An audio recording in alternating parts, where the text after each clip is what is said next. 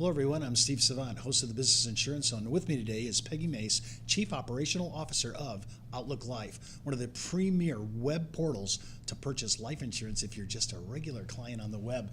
Peggy, Amen. welcome. Peggy, I'm looking at some of the ages now that people say, well, I'm kind of getting up in my age and, I really can't get life insurance. But I've noticed that I think when I was out on your portal, one of your term contracts goes to for 40 years, but it goes to age 90? Yes. Did I read that right? Well, not only do they go to age 90, we actually have policies that you can get up to age 85. And yeah. Yeah, I mean, I applying at that age. saw issue age contracts that not only 85, I saw a couple anomalies in there that went to age 90. And on top of that, these will keep the contract in force, some of these all the way out to age 120. Now, I'm thinking, I was looking at the other day, I was watching Willard Scott, I forgot what show he's on in the morning, and he was celebrating the fact that Americans are turning 100 every day. And if he took the time to say, happy birthday to those who are becoming centurions, right, it would take him 90 minutes a day, 365 days a year, just to complete the happy birthday to those turning 100. Yep. Now, when I think about that, they say, well, what age should I be concerned about getting life insurance? Hey, I think we're now moving up into what we normally would say is the geriatric area of our community, of our older community, our seniors. But many seniors now are getting life insurance. Talk a little bit about how we're seeing people in their 80s coming to the site looking, and it's beyond just last expenses. They're actually looking for life insurance for charities, for their children, for their grandchildren's education. So when they pass, they can give them a legacy. True.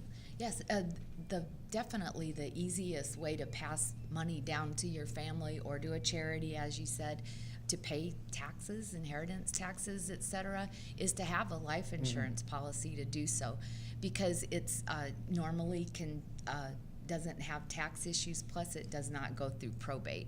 So that is a popular thing. And in addition to just getting plain old final expense, funeral, memorial service, or burial policies. I'm thinking people who have economic liabilities and they are the breadwinner, people are depending on the breadwinner, whoever's earning that money, they really need to look at life insurance. So if you have an economic liability or people are trusting in you and you have dependents, you definitely want to make sure that you're taken care of. Now, I noticed that I kind of break it down on our show. We have dual income, no kids. We have dual income, raising kids. We have single income, no kids, and single income with kids, right? So I have sinks and circs, dinks and dirks. That's my only way of remembering it. But the reason I bring this up is because I want to categorize people so they can kind of say, well, after what you said, Steve, I'm a dual income and we're raising kids. So what do I need? And we have the ability to actually calculate how much do I need out at Outlook Life? How much insurance do I need to write?